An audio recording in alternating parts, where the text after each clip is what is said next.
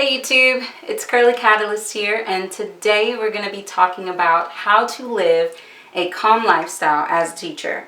I've been teaching for about 3 years now and working in the schools for about 4 years, and I've taught in different kinds of schools. I've taught in self-contained schools for behavior students, I've taught in charter schools, I've taught in public schools, and I've run the gamut of my teaching experience. So I've been a special ed teacher, I've been a general ed teacher, I've taught English, I've taught kindergarten, I've taught 8th graders, so my experience is varied. As we all know, working in schools can be very, very difficult and very, very challenging, considering that most teachers are taking care of anywhere from 20 to 30 or more students at one time. So this video is to basically tell you how you can be a calm teacher within that lifestyle that is very not calm. So here we go.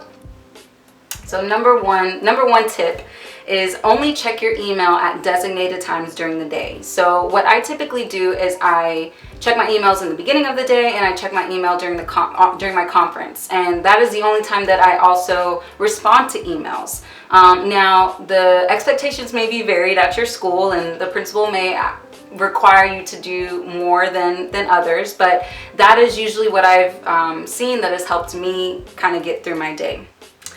Tip number 2. Avoid those that give you the chisme, the gossip, the tea, whatever you want to call it, of the day. We all know those people, and it's just not a good way to bring positivity into your day. If you're trying to protect your energy, if you're trying to have a better day with the kiddos, doing the gossip of the day is probably not the best thing.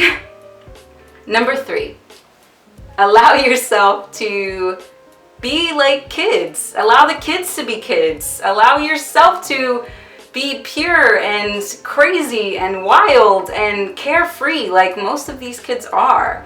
I've been in schools where, unfortunately, people were praised for doing less resource and more instruction.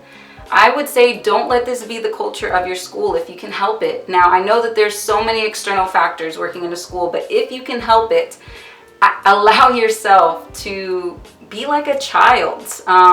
Be carefree sometimes, even if it's just for 5 minutes. Tip number 4. Give yourself only one designated day to stay late. Now, I know you may be saying, but I work in this kind of school, or these are the expectations, I'm under the gun all day long, and that may be the case, but I would strongly encourage you to at least try to stay only one day after work. And why is that? We all need a work-life balance, because you're not going to be able to be a better teacher if you're stressed out, if you're burnt out, if you're tired.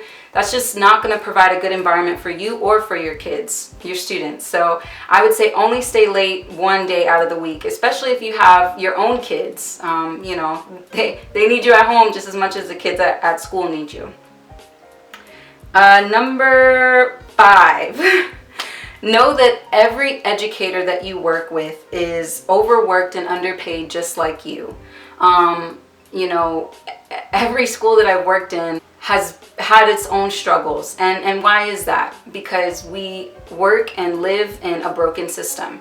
And when you are working and living in a broken system, you have these symptoms of living and working in a broken system. And one of those is that not just teachers, there are a lot of people in America that don't have a work-life balance, that work more than 40 hours a week, that don't get paid the credit or the finances that they should. So I would just say, if you're trying to develop a culture of positivity within your school, know that what you need is more of that positivity, and you need to be graceful and grateful with one another, because everyone is fighting a hard battle, whether it be, and when I say teachers, I mean anyone that works at a school. So educators, you got the principal, the custodian, the lunch people, anyone that's working at a school, they are most likely under the gun majority of their career in teaching.